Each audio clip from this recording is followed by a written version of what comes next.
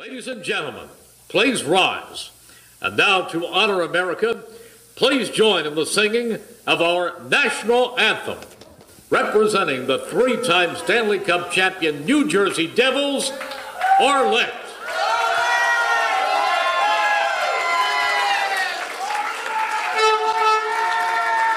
I feel like I'm at a game. Oh my gosh.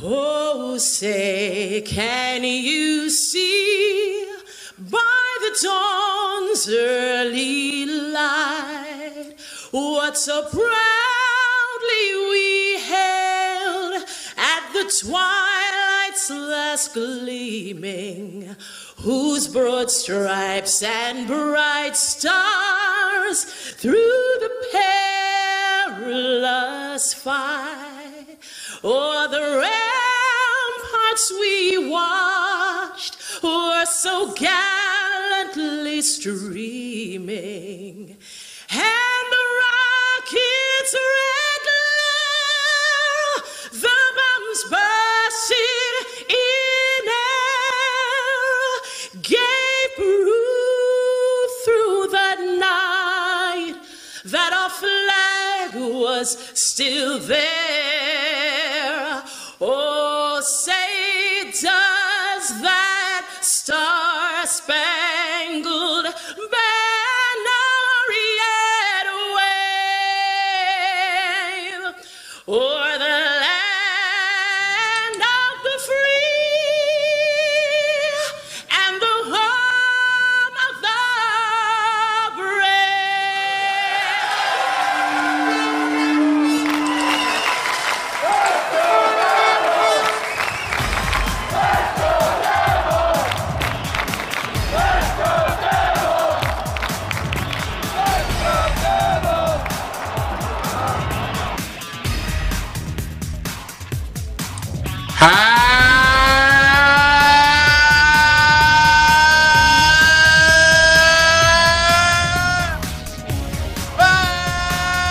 Happy Devils Sunday!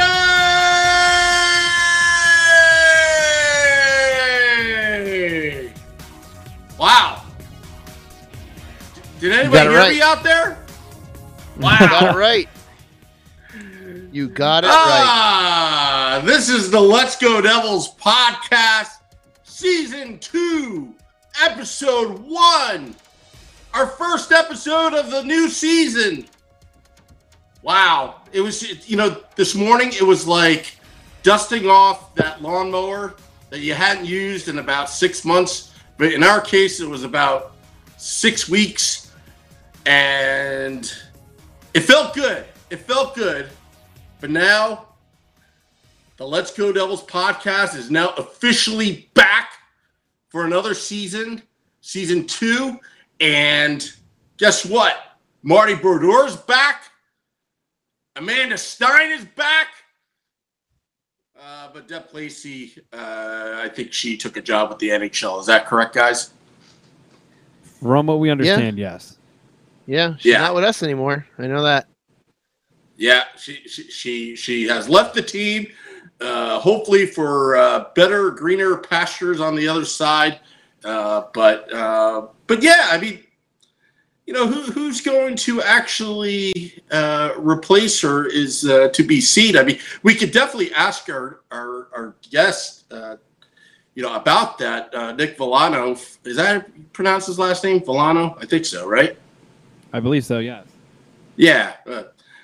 And ask him. He's from the Pucks and Pitchforks by FanSided. We have him on at 9:20, talking Devils hockey. But guys, summer was very short. I mean, I know Shorts Guy and I did that Hawaii broadcast just for fun. But right now, as we're preparing for the upcoming season. Lots of things going on in prospects. Have you guys seen any of the games? Well, unfortunately, they only streamed the one, and I did catch that one. But they've been putting highlights of goals and things like that up on the old interwebs, so they look good. The kids look good. which kind of gives me more assurance of why Ray Shero is deciding to seem like he's going with the youth movement than overpaying some guy to come in. So I don't know. I think the future is very, very bright. Yeah, the future does look real bright. And they've got to see something there for them to not make any any big moves. So I have to trust them along with you, and I know Sam's just got to trust that Ray Shero sees something, or just the right piece hasn't just come available yet. That could be it too. Well, definitely. I mean, there's a lot of teams that are cap strapped that are going to be going into the season that are going to be possibly making a move. That's something we could, definitely talk to Nick about, because I think he has a good finger on the pulse of what the future lies with the team. I just think there's a lot of guys that, it seems like Ray Shero wants to give a shot to, whether it be Mikey McLeod or Joe Anderson or any of these other guys that have kind of gone through the ranks or are moving into the ranks. Maybe it's time that one of them steps up and joins the big club. So I guess it's yet to be seen. I've got to say, you may mention Mike McLeod, I think, every single podcast. Every single one, because I have high hopes. Yeah, you are extremely high on McLeod. It's not that I don't disagree with you, but I know you make a point to mention him. I would love it if producer Sam could look back and see how out of the 30, 40 something podcasts we did last season, how many times you mentioned his name in anticipation. I would say I'd garner at least probably like half the shows we did last year.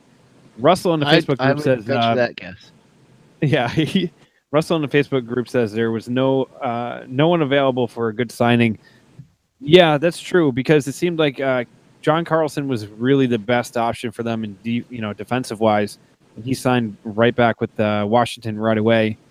And then you had things just kind of we hoped and dreamed for Tavares, but we knew that wasn't going to happen. So you're right; it wasn't worth spending the money to bring some of the guys that were available out there. So, but like you said, there might be room for some trades going to happen soon. Yeah, and really not even much happened on the trade front either. So it was quiet, and quiet could mean a good thing, but I know a lot of people get very impatient. They love to spend other people's money, and they think that they're a better GM than Shero. But there's either A, they're gonna just trust with what they got and let it build and see where it goes, or it's just there may be something in the works that we just don't know about it, which is altogether possible. I'd rather hear nothing and then something happen instead of hearing rumors up and down, left and right, and none of it coming to be. Oh, I agree. And sometimes rumors kill you, because like there's a few sources on Twitter especially that have big name players moving all the time, or people going here and people going there, and sometimes if you throw enough blank against the walls, some of it will stick. So I mean, yeah, it's just there's a lot of things that people say, like, Shero's looking to make a move and this, that, and the other thing. And I know there was some talk, Panarin would be great, and this, that, and the other thing. It's not really like, Shero has all the power and the control over everything, so he can just like snap his fingers and make something happen. I mean, he did get Taylor Hall or Adam Larson one for one, but that's besides the point. Yeah, and again, in true Devils fashion, we were the talk of the league for about 45 minutes. Yeah, exactly. Then we were quickly forgotten. Yeah, Subban and Shea Weber. Yeah, I don't know, dude. I honestly think that he is dead set on bringing in, Joey Anderson and I'll say it again, Mikey McLeod, and a lot of these young kids, and just seeing what they have in training camp. I know Drew Stafford has been invited back for a PTO, and that so far is so far is like the only PTO that I've heard about. I could be wrong about that. That is, yeah. That's officially the only one. Yeah. Eric Burns just asked, chance that Zajac or Green get traded, and I mean, More than likely not, would be my guess. You got to think about what they're going to trade and what they're going to get back in return. If they're dealing with a team that's strapped for salary cap, they're probably going to send assets or minor league players over, or draft picks and stuff like that to try to get somebody out of there. But there's a lot of teams. There's like at least 5 or 6 teams that are in a tight situation that, the Devils could be one of those teams. We have a good amount of money. We still need to re-sign Miles Wood, even though he's an RFA and not a free agent. But even after they sign him, you got to think they still have around 13 million, 14 million to play with. So they have some room to make some damage. Interesting story about Andy Green. A friend of mine who works at a golf course randomly messaged me, I think it was this past week. And he just, with this question, like, who's Andy Green on the Devils? And I told him, he's, captain, defenseman, whatever. And he's like, oh, I just had lunch with the guy. I was like, what? I was like, that's awesome. Like, is he a nice guy? He said, yeah. He said Andy Green was a real nice guy. It was a good lunch. So I thought it was the most random thing to get. It was the most random text message to get in the middle of getting ready to go back to work. It's just like, who's Andy Green on the Devils? It's like, he's kind of an important guy in the team. Yeah, exactly. So I just go ahead. No, I was going to say that's just my most recent Devils story that I just had to share since we're back, and I feel like today's going to be a retrospective of our summers and all kinds of randomness. What do you think of those third jerseys, man? I love it. I'm getting one. I haven't wanted to get a new jersey in a long time. I try to avoid. I've got enough, and I didn't really like the most recent ones, and even the Adidas I'm not super thrilled on, but the new throwback I'm all for. Actually, most of the throwbacks, I think the Flyers got screwed. The Flyers got screwed.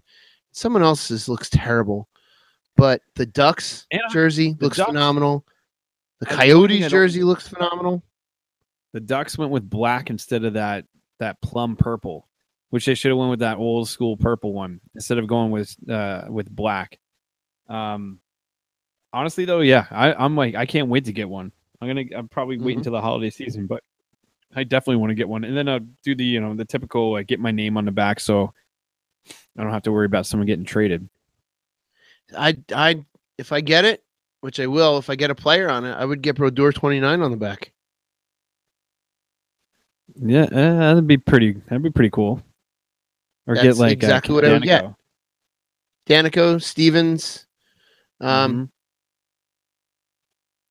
would be Kurt Muller. Yeah. Who else? Chris Terreri. You can get Terreri 31 on the back. Yeah. Get number 1, Sean Burke. Yeah, there you go. I tend to go with the goalies if I don't go with myself. Yeah. Right. But yeah, the throwback. It's definitely something I have to get, and it's definitely now to complete the entire look. I have to get a pair of the white socks to go with it, and a green shell, and then I'll have everything. I also need a red helmet too, and I'll have everything. There's a lot of great ones coming in. Eric Burns is saying Troy Crowder or Stasny. Rob said McLean or Stevens. Those are all good choices. Yeah, absolutely. Driver, you could do Driver. Yeah, Bruce Driver. Sam, if you're talking, we can't hear you.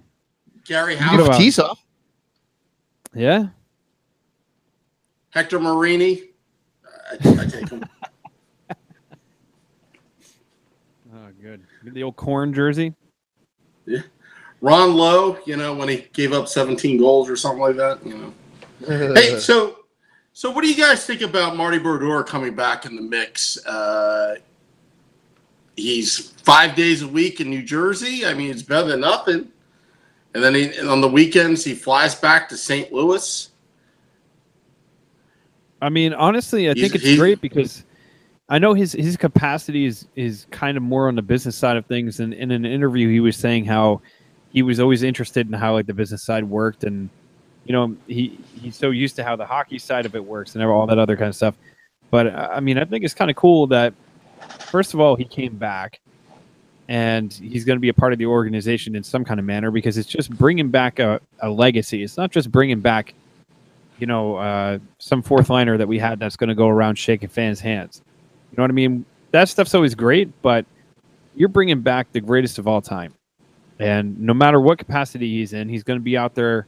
Part of his role is going to be reaching out into the community and trying to bring in more ventures for the organization and, bridging a lot of,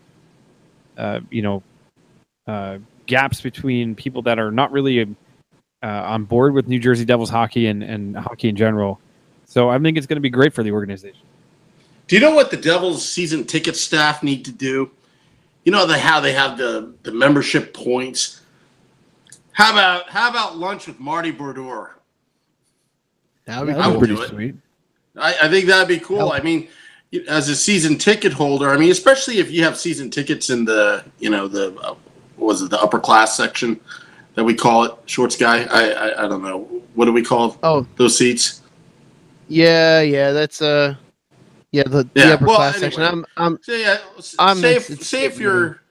Say if you're in Section 8 housing down below, or the Section 19 psychos, and they have a season ticket holder event. Having Marty there, I'm in. I want to meet Marty for the 15,000th time. He's a legend. He's the greatest of all time. He's going into the Hall of Fame this year. It's amazing. And it just didn't seem right when Marty, basically, I like to say, the last 3 or 4 years, he basically went off to college with the St. Louis Blues, and now he's back. He's back home. That's the way I look at it. That's a great way of looking. I completely agree, Sam. I love the fact that he's back, but I'd much rather him have done what he did and go off and learn in St. Louis. Because what if it doesn't work? What if he had worked? What if he had immediately gone to New Jersey's front office and it not worked, and it would have been an awful split. That would kind of be like a tarnish. And I was so I hated to see him in any other jersey. I'll admit that I hated to see him in any other jersey. But if that go ahead. When it came to the front office stuff, I wanted him to learn somewhere else in case he stumbled. He didn't stumble here. Go learn. Go make your mistakes in someone else's organization. When you have it right, come back home. And that's what he did. Well, here's my opinion, right? And I was kind of joking off air about it. He's the GOAT, right? But now he's in the, now he's an executive VP that reports directly to Hugh Weber, which, by the way, I'm wearing my Thank You hat right now one of them for totally redeeming himself by getting Marty back. It's like, how does that work? You raise ticket prices. He's going to be like the scapegoat. You're like, yeah, well, Marty said so. He thought it was best. We did it. Marty told us to. Yeah, and you know what? In all honesty, if Marty, decided to, we had to raise the ticket prices, to get better investments for players and the arena, this and that. If it's Marty saying that, I'd be like, oh, okay, whatever. But if it was Hugh Weber saying that, I'd be like, you guys are cheap. What the heck? You're only about the money, So it does make a difference to have Marty back there doing business ops, and he gets to go home back, to St. Louis, so he doesn't have to, pay New Jersey's, property taxes or whatever. But he's on the business side, and I'll shut up now. I'm going to call our guest at Q in, but I'll let you guys take over. Yeah, honestly, just though, let us know, Sam. I have to tell you though, that whole idea of having lunch with Marty is a great idea. I can speak from experience. I hung out with him once and I had a few beers with him on a St. Patty's Day parade, and he was I think I've told this story before, but he was the coolest dude I've ever met. I've met a bunch of athletes in my life, and he was probably one of the most humble and just relaxed. We were drinking, but at the same time, he was his brother was there. He's like, hey, this is my brother, my dad. And, he was talking about, oddly enough, Eric Grabner. The Devils played the Islanders the day before. And he was describing a breakaway that Grabner had on him. He's like, God, that guy is so fast. He was talking to us how you and I talk to each other. It wasn't you get some of those professional athletes that are like, I don't have time for you guys. Like, get out of here. He was just a regular dude. It was really cool. And that's really awesome here, which is part of my fear of ever wanting to meet any of these guys is them being complete douches. Well, yeah, but their personalities may not lend to being outwardly friendly to strangers, which I know as a pro athlete you're really not supposed to have. But face it, some people are just They're their human. personality is not outgoing, and I always fear meeting someone because I'm like, oh, what am I going to meet them and have a terrible experience, and that's totally going to ruin how I've looked at them as an athlete and stuff like that. So it's good to hear that he was a good dude.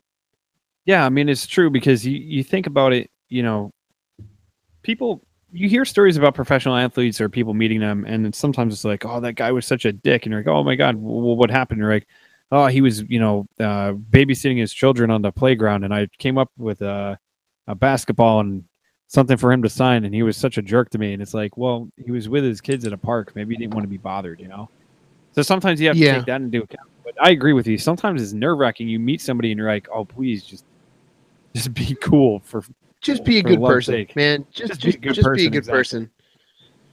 Hey guys, I got on the Bobby's Auto Care hotline Nick Villano from Pucks and Pitchforks by FanSided on the phone line. Nick, are you there? I'm here. Can you hear me? Yeah, we could definitely hear you. Beer Baron, I know you've got some questions for Nick about the Devils. Why don't you go ahead? Nick, first of all, I want to say thank you so much for coming on the show with us. I know we were talking back and forth. This is a huge honor. I read your stuff on FanSided all the time and on Twitter all the time. So I just want to tell you thank you very much for joining us. Oh, I appreciate that. So one of the questions that I have, you have a pretty good pulse or a finger on the pulse of like what the team is kind of shaping into and what we can kind of expect for this season. So what are your thoughts on the prospect camp, and what are your thoughts on the Devils leading into this the preseason, I would say? Well, I'll start with the prospect camp. I think the prospect camp has gone kind of exactly how we would have expected it to. We know that Buffalo has some of the best prospects in the league, and I think it was actually a positive that that the Devils even stayed in contention with them that entire game. We knew that Mackenzie Blackwood was coming off an injury, so I probably would have wanted Cam Johnson to play in that game just because of that fact, not because of skill level at all, but because you got one guy who's coming off an injury that sent him down to ECHL last year. You got another guy who's been fully healthy for most of camp. So, but then they come back the next day against the Penguins, who have one of the lower prospect pools in the NHL, and they just blow the doors off of them. So I think the prospect challenge has gone kind of how we expected. Now, tomorrow is going to be really interesting because Boston has kind of a prospect pool that's in the same ranks as us. So it'll be really interesting to see if the Devils can overachieve and kind of do what they did against the Penguins, or if it's going to be a more competitive matchup. As far as the Devils in general, it's kind of interesting to see people are kind of on both sides of the fence. It seems like the national media kind of picks the Devils to be on the outside looking in, kind of where, in that Panthers territory they were, where the Panthers were last year, and a little bit like where the Islanders looked like they were going to go until they fell apart at the end of the season. So it seems like everybody thinks that they're going to be better than they expected them to be coming into last season, but they don't expect them to do what they did last season.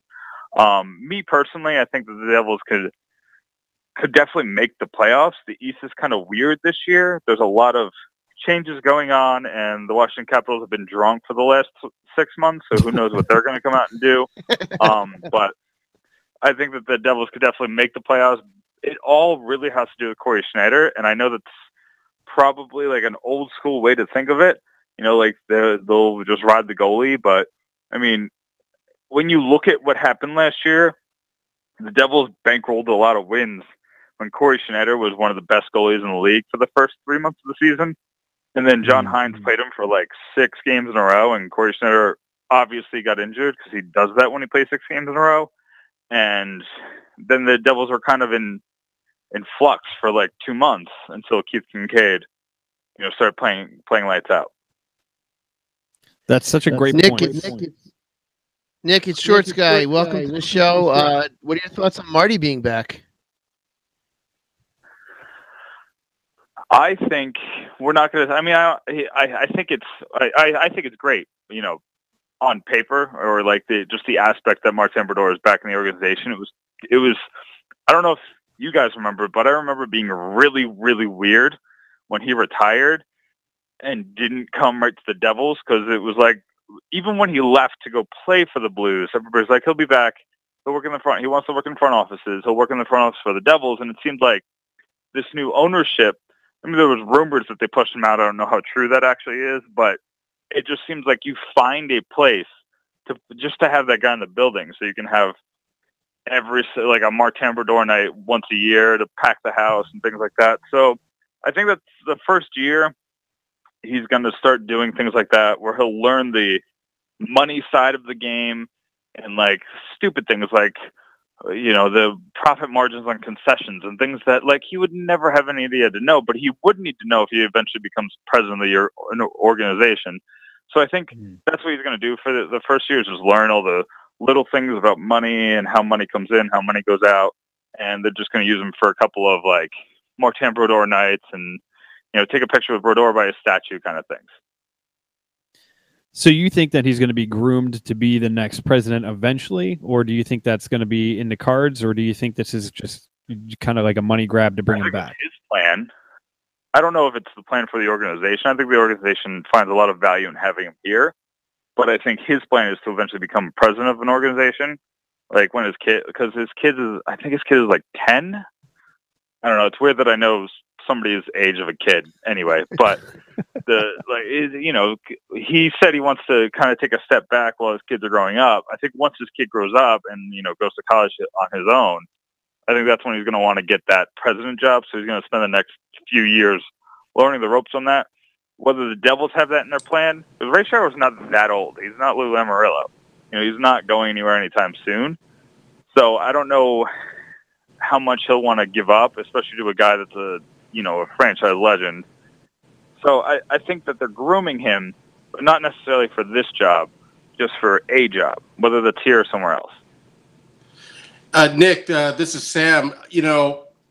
As a fan, I'm dreaming of that moment when Corey Schneider has a pulled groin and Keith Kincaid is out with the flu and there's no e-bug emergency backup goalie. And I'm just imagining that Marty will just miraculously put on the old pads and just for one night play for a period. Do you think that would actually ever happen, or you think he's really hung up for good? Because, I'm still dreaming, and probably the answer is no, but I just wanted to know what your thoughts about that, because that's what's making me come back, just for that odd moment.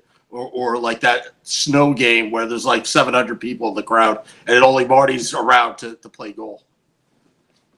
Listen, if Scott Foster could be an accountant and play in an NHL game, I'm not going to tell you it's impossible. Most have some guy in the front office who has pads.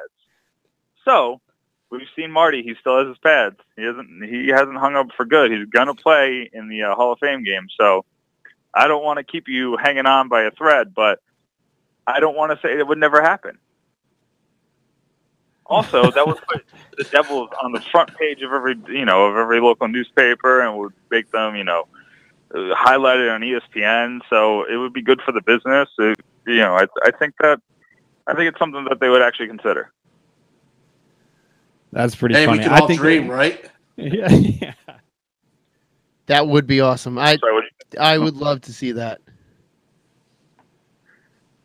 Hey, I mean, I'm definitely down to be highlighted on SportsCenter and actually get some Devils coverage around here. So I'm rooting for it. Yeah, right. So I have a question kind of about the future of the team for this season. Ray Shero has been known to, build his team via trade or something, and things like that. Do you think that the Devils are going to try and go after somebody or try to make a trade during camp or before the season starts? So I wrote an article that said I think a preseason trade could be in the works, just because when you look at this roster, it seems like there's a log jam of above average talent, but there's a lack of star power talent. I think a lot of that has to do with the fact that Mikey McLeod, sorry, I always do that.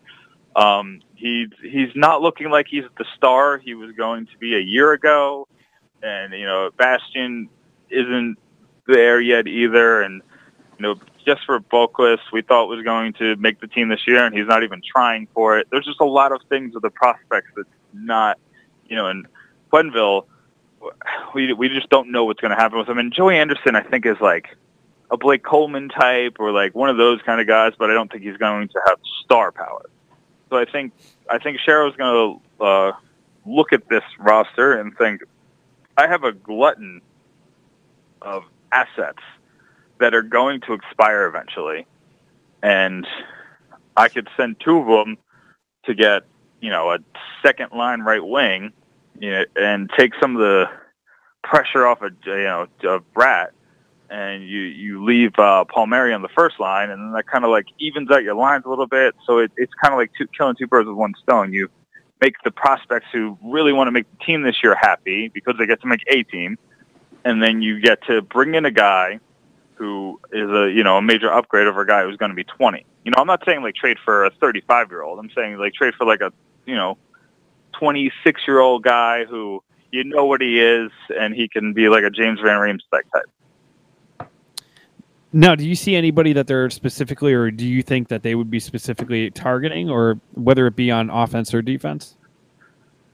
I mean, I've been saying go after Gustav Nyquist for 2 years.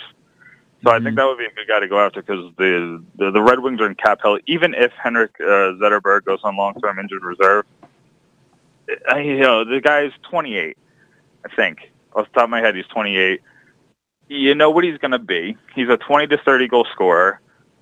He's fine defensively. He's fine with everything else. But the Devils need a guy who just score. They have all these guys who can do everything else. You put him on a line with Zacha. Zacha will take care of all the defensive responsibilities, and he can easily make up for any mistakes that he makes. And on the other side, he could finish on the chances that, Zacha is actually a pretty good passer, but, he's always with a guy who's in a slump or is coming off an injury or, the guy just has the worst luck when it comes to being on the NHL roster. So if you get him a guy that can put the puck in the net, and then if he won't mind having to make up for those defensive lapses on the other side. So Mike Post from our Facebook group asked Panarin, do you think Panarin would be too much? I don't think you're going to like what they're going to have to give up for Panarin. I think if you get Panarin, you got to first say goodbye to Palmieri. And I don't think people are going to like that trade-off. And then it's going to be Palmieri plus a first plus McLeod. And I don't think people are going to want to make that kind of commitment for a guy. And that's without him resigning. So I don't think people are going to want to make that kind of commitment. It's the same thing with, Panarin. I put Panarin in that same conversation that was when the Erik Karlsson rumors came about. And when the Erik Karlsson rumors came about, I said, the guy they're going to want is Will Butcher. Everybody's like, well, we're not doing it then. I was like, okay, he's the best defenseman in the league. They're going to ask for your best young defenseman, and that's not David Severson. That's Will Butcher. Will Butcher is the highest upside, and he's a guy that all teams are going to want when they're losing a star player. So it's the same thing. They're going to want your best prospect, a guy who's cost-controlled for years to come, and a first-round pick. Yeah, and that's the problem about some of these big names. They might sound sexy, but in the end of it, like you said, you're going to have to give up a lot to get something back. And then a lot of the times you're not going to get guaranteed that they're going to sign back with you. So it becomes like a catch-22. It's like, do you take that gamble or do you, stay pat with what you have?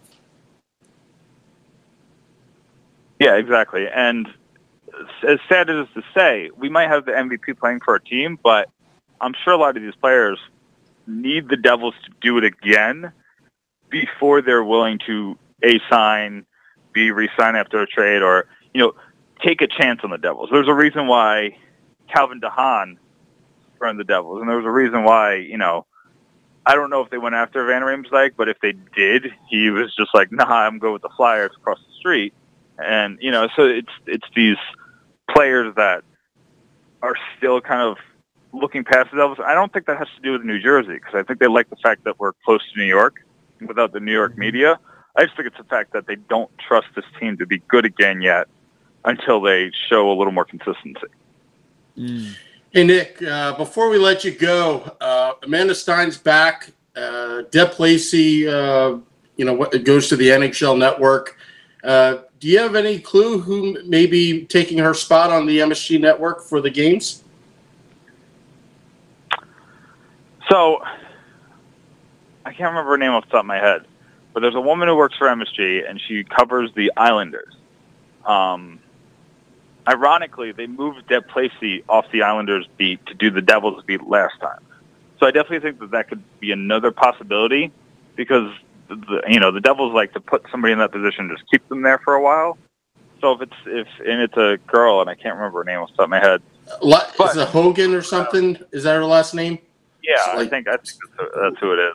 Yeah. Okay. I was writing when Deb Lacey left, but yeah, I can't remember. And then there's obviously Arto O'Kal, who he's very good when he talks about the Devils, and every time they have him on doing something, he knows his stuff. He's got an interesting personality, I'll give him that. And he can come off full of it every once in a while, but I don't think that's really that big of a deal. I think that's just like his persona.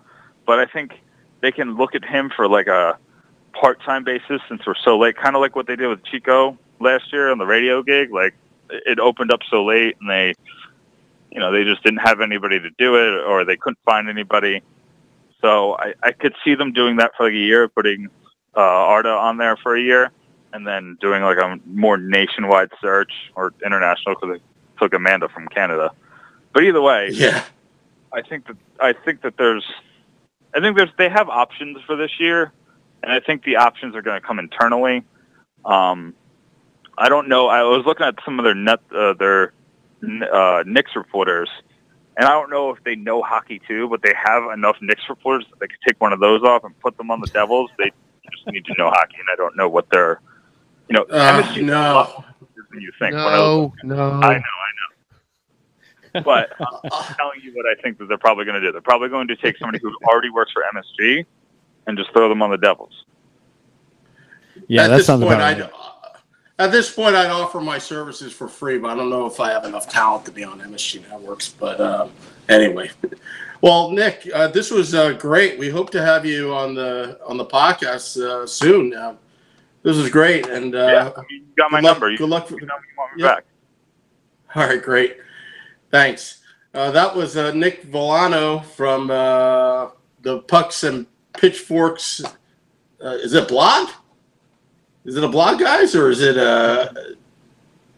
Yeah, what's awesome is you can go to FanSided. FanSided actually has an app that you can download to your phone. You can get Pucks and Pitchforks right to your phone. You can follow them on Pucks and Pitchforks. Wow, try saying that 10 times fast. On Instagram, on Instagram, on Twitter. It's first game of the season, boys. I'm a little rusty, but yeah. There's Pure Baron. I have to say, I saw your face when he said that Mikey McLeod was not looking as good as people were hoping, and I know your heart broke. I saw your heart. It's like that episode of The Simpsons where Lisa broke Ralph Wiggum's heart, and they paused the television, and they can see the moment that his heart broke. That look on your face was that moment that your heart just broke. You know why? Because he's one of those prospects that has so much potential and so much upside because of his speed and his just overall ability, that if he really becomes what he should become, then he can be really good. And he's going to be one of those guys. This is what's going to happen. He might not crack the Devils. Then we're going to package him in a deal, send him somewhere else, and he's going to come into the NHL and become a stud. Ooh, I almost slipped there. He's going to become a stud. And he's going to be one of those dudes. He's not going to put up crazy 30, 40 goals a year, but he's going to put up a solid 20, 25 every season. And you're just going to be like, damn it. Another one of those guys that just slipped through our fingers. I know we tend to let a lot of those guys go for Douglas some Walker. reason. We've let quite a few go. Yeah, definitely. By the way, we got to say what's up to all of our friends over on Facebook Live. Douglas Walker just checked in. Mr. Eric Burns and Robbie Manella, I saw was on there before. Yep, Bobby's back. It's good to be back. Good to be back. Good to see your ugly mugs. Yeah, Guys, it's same here. Guys, What, one of Sam? the hardest jobs that I have doing this podcast, doing the intro is one thing, but trying to close out. I mean, Nick was a great guest. I wanted to keep it going, but we don't want to monopolize his time. Yeah, only so much time with Nick, but he's a great guest. I just sent him an email. We'll keep him on our roster when we need totally. Devil's Talk. Yeah, we also got to get Joe Bartnick back on. I know he told us that he would come back on too, and he was an awesome guest as well. Yeah, we got a lot of them. Grant Marshall, man, we set the bar pretty high in season. Yeah, Kyle McKenna, we set the bar pretty high in season 1, boys. We got to we started off right with Nick. Now we just got to keep moving on up. Why is episode 1 sounding like a production meeting? Because it kind of is. It kind of is. Let's be real. Yeah, I mean, let's be real. It's still the summertime. You know what I mean? It's still preseason hasn't even begun. We got the prospect challenge, but I'm going to be totally honest. I have not switched into hockey mode yet. I'm still on beach mode. I'm not even. I'm not there yet. I know a lot of people are looking forward to hockey season, and I am, but the catch-22 with looking forward to hockey season, which is the same thing with you, Beer Baron, when hockey season rolls around, it means we've gone back to work. Yeah, I'm already a week under my belt. I don't know about you, but I know a lot of you guys start a little bit earlier. But yeah, 2 full days with everyone there so far this week. Yeah. So yeah, well, we had a shortened day because of the heat, but that's a different story. Yeah, we didn't have that. Well, let me just tell you what. My room doesn't have any AC or anything. It has like this fan that just turns it into a giant convection oven, and I think at one point my room reached like 99, almost hit 100. Yeah, mine doesn't have it either. But I'm also on the shady side of the building, so it kind of helps a little bit until the afternoon. I'm in the bunker studio right now. I'm in the bunker studio right now at Primetime Radio, somewhere in beautiful New Jersey. I'm well stocked with some drinks in case there's a nuclear war and the apocalypse happens. The bunker is a safe place to do a Let's Go Devils podcast. So there'll be cockroaches and a Let's Go Devils podcast surviving. I got my mask right here, my radiation mask. Thought I'd bring that out for the podcast. We got all sorts of things going. Real quick, I got to respond to a few things that are going on Facebook right now. So first of all, Eric Burns, it's amazing that your sister brought you back some beers from Germany. I got to tell you, there's this year we're going to be reaching out to our fans to see if you have any beers that you want to send to us. I'd be more than happy to accept them. Of course you will. Exactly. Mike Post just put, being in Buffalo, the Prospect Challenge just put me in the hockey mode. Dude, I would love to go to those Prospect Challenges. From what it seems like, from the clips that I've watched and from what I saw online the other day, the crowd seemed pretty into it. So it seems like a lot of fun. And then David Holliday asked me, why do I think that Mikey McLeod would crack 20 when he's never put up those big numbers in juniors? Wishful thinking is really what I'd say, David. I understand that he never really did put up huge numbers in juniors, but I mean, the thing about him is he's just got that he's got that look or that pedigree that fits the mold of the now kind of the prototype of the NHL or now. I don't know. For whatever reason, I just have high hopes for the kid. Maybe because they drafted him and I was just like, this is going to be great. I don't know. I got all hyped up from during that draft. There was like some coverage about it and I got all jacked up. I might have had a few and then it always stuck with me. But For whatever reason, I think Mikey McLeod's going to be all right. Oh my god, I can't open. Yeah, your heart was just broken. Broken. You're just taking shattered. You're taking hits. You just took 2 hits about Mikey McLeod in the last 10 minutes. I hope he listens to our podcast and goes, man, this guy believes in me. I'm gonna go up there and I want to make this guy's day. I think he's probably too busy playing. He's probably too busy playing video games. That's what I say. Probably is. Whoa, it's full screen Sam. There he is. There we go. Yeah, dude. I'll give. You know what? As September rolls around and the preseason games start up, I'll definitely be getting back into it. It's just getting into the swing of September. It's a transition month and all that stuff, which brings me to what I'm going to look up now is what that preseason schedule is starting to look like if my app will turn on.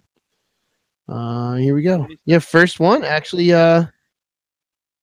First game against its split squad game. You got the Canadians away to the Canadians and home to the Rangers on September 17th. So that game's next week.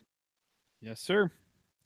Next week already. So start banging bodies, and I mean that's it's really around the corner. And then I swear to God, you know how it goes. October is going to like pop up sooner than you think, and the beginning of the season is going to start. And they start overseas, and then you're off and running. Which reminds me, I have to secure my ticket for opening day. Yeah, it's Thursday. You know what? My hope is that they just come out of the gates flying. Last year was great because they came out of the gates. They put up I think it was they were 9-3. They went a good stretch without losing a game at home. They had a great start, and it kind of gave them a cushion so that when they did kind of flounder a little bit during the season, they were able to like keep momentum. I feel like as long as they come out and they play solid hockey right off the beginning, and the way that Hines had them accountable last year, I think I have a good feeling about the season. I'm not going to put any kind of crazy predictions on it or say that they're going to be going to the Stanley Cup or anything like that, but at the same time, I don't know. I feel solid about this season. 6 home games in the month of October, 2 on the road. So they're home quite a bit in October. 3 Thursdays in a row, 1 Sunday, 1 Saturday, and a Tuesday. Ooh, a Saturday game? And 1 Saturday game in October. Florida during the day. Ooh, oh, that's trouble. Wait, Saturday during the game, Florida. Saturday during the day, Florida, yeah. Yeah, that's trouble. Those were, if I'm looking at it, let's see. I'm looking at it correct. Yeah, we generally called those day games beer for breakfast. Yeah, seriously. There were a couple. There's 2 beer for breakfast games in October. Oh man, that's trouble. My friend Pete and I have gotten in quite a bit of trouble with beer for breakfast games. It's always a really good time, and that would be fun to do.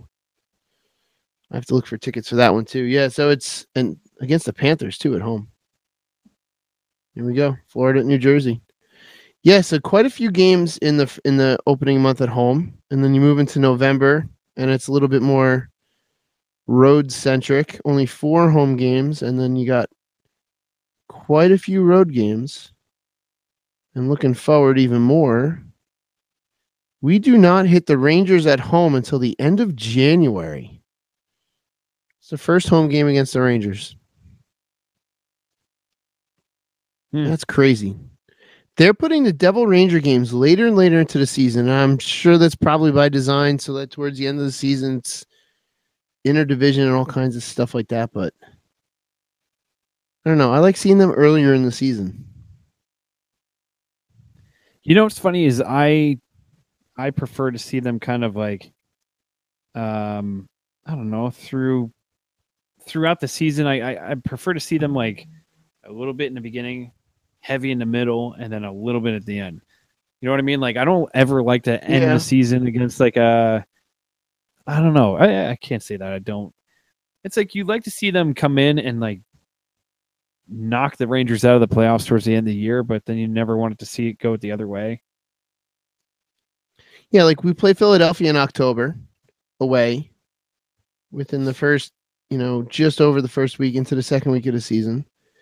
Mm-hmm. In November, we played the Islanders twice, and we're away at Philadelphia again.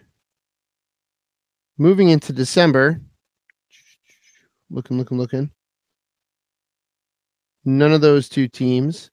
We're home to Philly for the first time in January, away to the Islanders in January. And then, that's the first meeting of the season is the end of January against the Rangers. First meeting. By that point, we've played the Islanders, what was that, 3-4 times? We're seeing the Rangers for the first time in January. Which we're away to the Rangers. Wasn't that last year where we didn't see the Islanders until like the middle of January last year or something like that, where we didn't see them forever until like towards the end? Yeah, it was something stupid like that.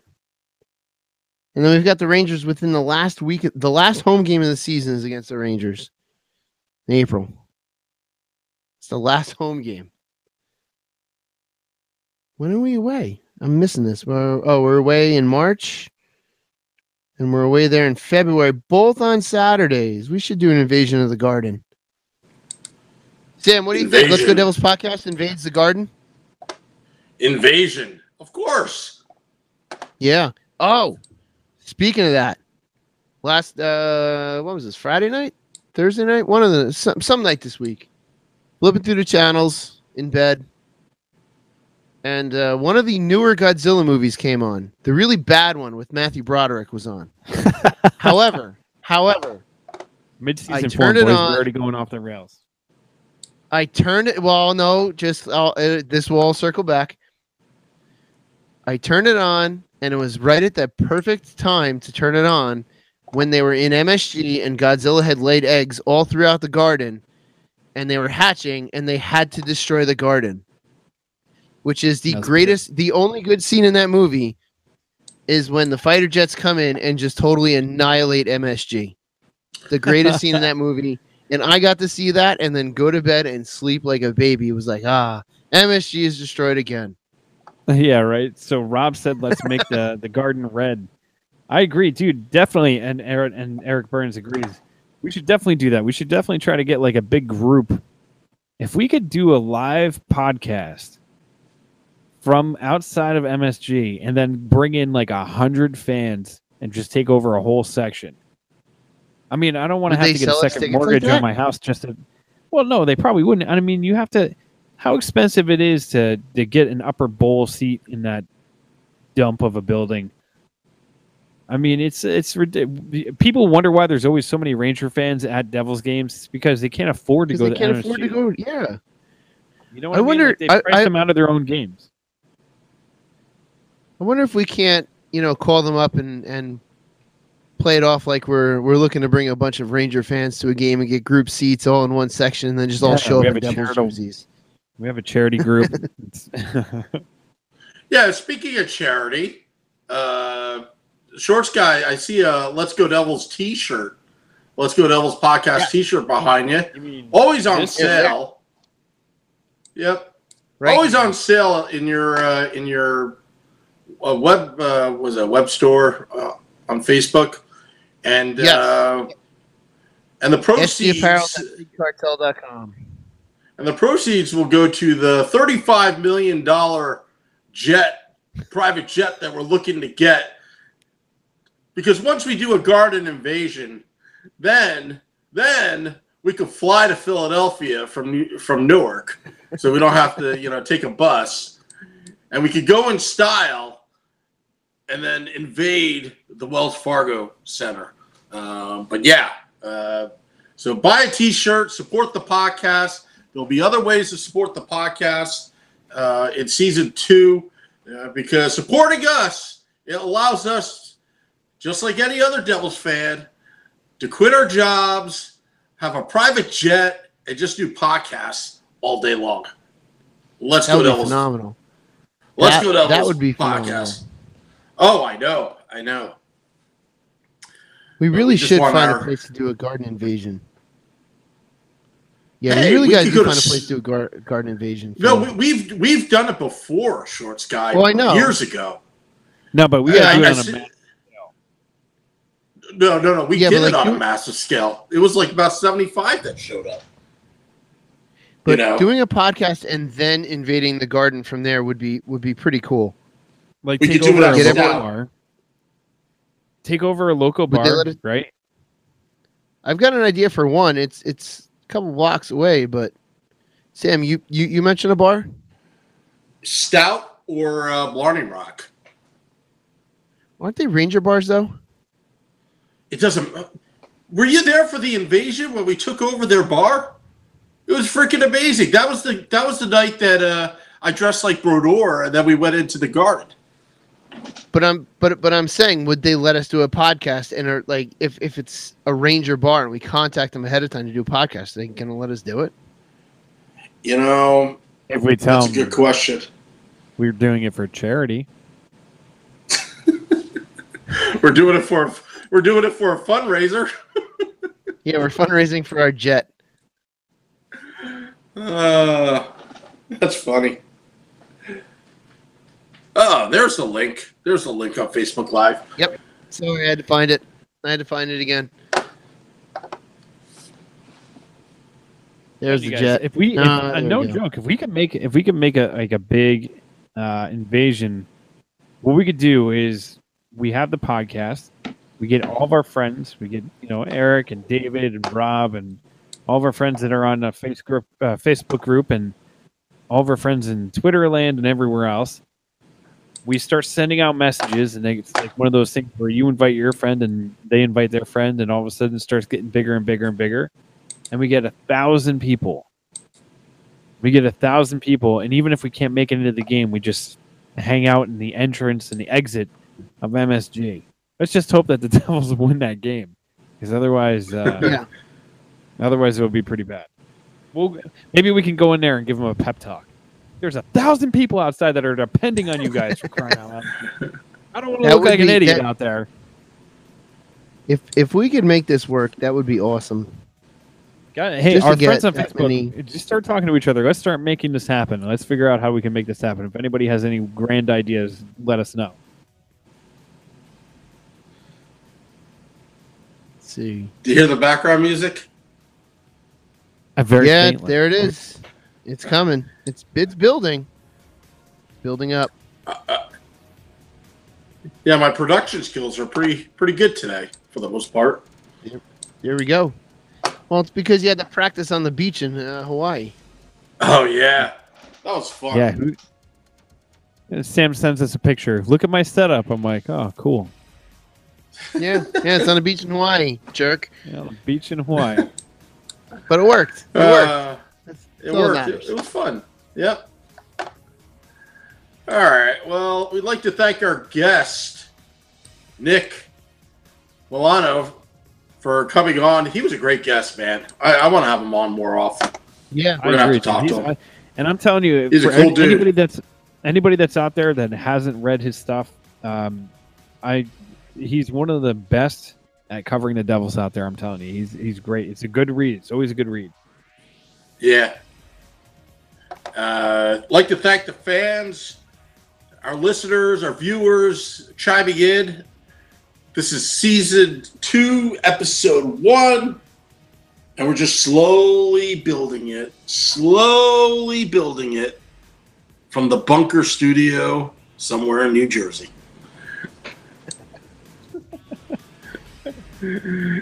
Anyway, guys, so I guess I'll try to see you guys next week. Next Sunday, right? 9 p.m. Eastern. Next Sunday. Hey, we're back in the full swing, Next man. We got to Sunday. get back into our schedule. Yeah, Well, we're in preseason just like the team.